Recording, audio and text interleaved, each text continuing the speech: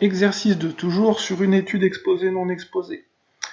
On nous dit qu'on a 2000 femmes âgées de 20 à 30 ans qui ont été suivies sur une période de 20 ans, donc on est bien sur du prospectif, et donc on les a, ces 2000 femmes, séparées en deux groupes, selon qu'elles prenaient ou pas de la réserpine, un antihypertenseur.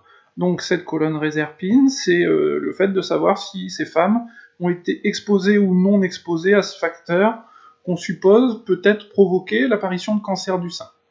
On nous dit bien que l'objectif de l'enquête est de voir si la consommation de cet antihypertenseur peut provoquer un cancer du sein. Donc les résultats sont détaillés. Donc au départ, vous aviez cette colonne stade du cancer du sein, pour dire de vous faire manipuler un petit peu les données Excel, avec des 0, 1, 2, 3, 4. 0, c'était l'absence de cancer, et 1, 2, 3, 4, c'était présence d'un cancer, mais à des stades différents.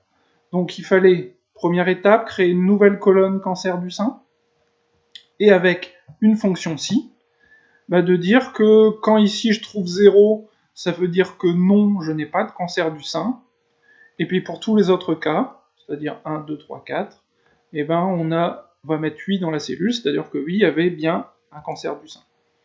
Donc on rentre ces infos dans cette cellule, et on recopie vers le bas.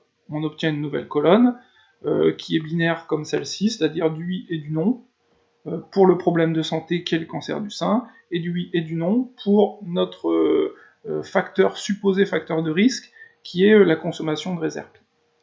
Ensuite, le principe est toujours le même, on a un tableau individu par individu, donc on va passer par un tableau croisé dynamique pour résumer l'information. Donc tableau croisé dynamique, maintenant je vais aller un peu plus rapidement, je mets mes individus dans la zone valeur, je les passe en nombre d'individus, je retrouve bien mes 2000. Ensuite, réserpine, mon facteur d'exposition, je viens le mettre en étiquette de ligne. Je remets les oui en haut, les non en bas, les exposés, les non exposés, et enfin, en étiquette de colonne cancer du sein, celle qu'on a recalculée avec également des oui ou des non, je mets le oui à gauche, le non à droite, et j'obtiens mes chiffres.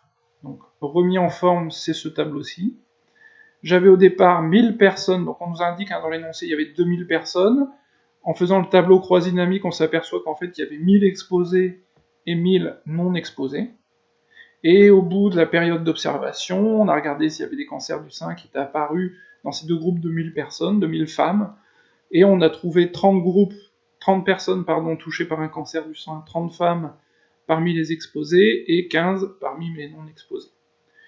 Une fois qu'on a ce tableau de contingence habituel, on fait nos calculs, c'est-à-dire incidence chez les exposés, 30 sur 1000, incidence chez les non exposés, 15 sur 1000, et ensuite je calcule mon risque relatif, c'est-à-dire cette cellule divisée par cette cellule, et j'obtiens un chiffre de 2.